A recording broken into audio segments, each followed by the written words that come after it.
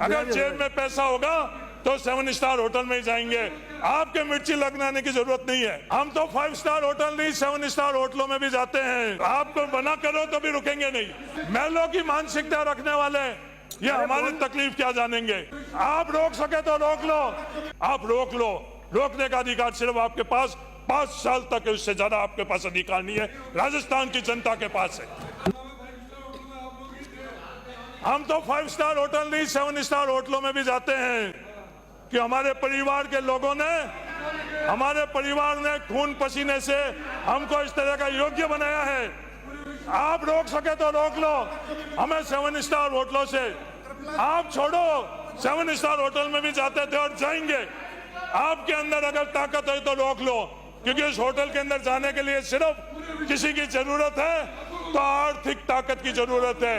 अगर जेब में पैसा होगा तो 7 स्टार होटल में ही जाएंगे। आपके मिर्ची लगने की जरूरत नहीं है कि वो समय नहीं है। देश आजाद हो चुका है। हमको संविधान के मार्फत से ये योग्यता मिल गई है। एक वक्त था जिस वक्त हमको 2 वक्त की रोटी नहीं मिलती थी, तन पर कपड़ा नहीं मिलता था, छत नहीं मिलती थी। कृपलानी जी आज योग्य हो चुके हैं। तो आप 5 स्टार होटलों की बात छोड़ो, 7 स्टार में, और यहाँ नहीं दुनिया के किसी होटल में जाएंगे। आप रोक नहीं सकते हो। तो आपको मना करो तो भी रुकेंगे नहीं। ये महलों की बात करने वाले, ये जो महलों की बात करने वाले, महलों की मानसिकता रखने वाले, ये हमारी तकलीफ क्या जानेंगे। आप हजारों करोड़ रुपए आपने इन महलों के लिए दिए, टूरिज्म के नाम से दिए, विरासत के नाम से दिए।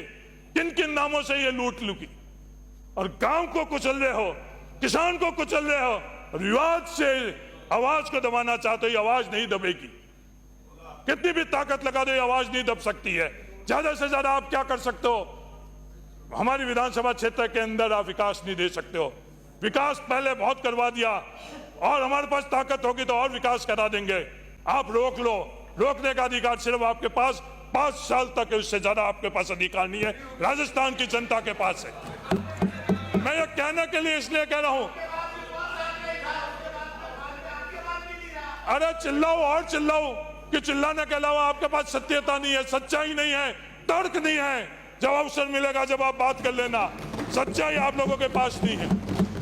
मैं कहने के लिए नहीं कह रहा हूं। 2 घोषणा मेरे विधानसभा में, एक घोषणा करी कि बाइतू के अंदर बस स्टैंड। सभापति महोदय चर्चा तो कर लेते, ये अधिकारी कर लेते, फाइनेंस वाले। अगर बड़े लोगों के पास समय नहीं है तो बड़े लोगों के पास, तो आप लोगों के लिए भी समय नहीं। पर वहां बाइतू के अंदर कोई सरकारी जमीन 1 इंच भी नहीं है, तो वो स्टेडियम, वो बस स्टैंड कहां बनेंगे। वो तो जन सहयोग से अगर कोई जमीन मुहैया करेंगे, पहले भी अस्पताल बने वो जन सहयोग से बने। वो जमीन की उपलब्धता है या नहीं है, नहीं है। दूसरी एक सामाजिक मना कर ले, आप लोगों से पूछा नहीं है, मना करना होगा तो हम कर लेंगे। ताकत है, ताकत किसकी, लोगों की। ताकत किसकी, अपनी अपनायत की। आपके गरूर को, आपके अहंकार के सामने झुकने वाले नहीं है। लोगों की ताकत है, इसलिए आंख से आंख मिलाकर पूरी ताकत से हम लोग अपनी बात करने के लिए आई हैं। आप दबा नहीं सकते इस बात के लिए। सभापति महोदय जो कुचल रहे हैं, ये गांव में रहने वाले हैं, ये अपने इस पीड़ा को महसूस नहीं कर रहे हैं कि ये थन के नीचे खड़े हैं। इनको लग रहा है उस थन के अंदर से कुछ ना कुछ मिलेगा, पर जिस गांव में ये खुद रह रहे हैं, उस गांव के साथ जो अन्याय हो रहा है, वो अन्याय किसी विचारधारा के माध्यम से नहीं, किसी धर्म के माध्यम से नहीं, किसी जाति के माध्यम से नहीं। क्या हो रहा है उन्होंने पढ़ा नहीं, कि सिर्फ तालियां बजा रहे थे, आगे पीछे ही घूम रहे थे, बधाई ही दे रहे थे। जो पंचायती राज संस्थाओं को, जो स्टेट फाइनेंस कमीशन को पिछली सरकार 5,000 करोड़ वार्षिक दे रही थी, उसको 1,000 करोड़ कम कर 4,000 करोड़ ही रखा।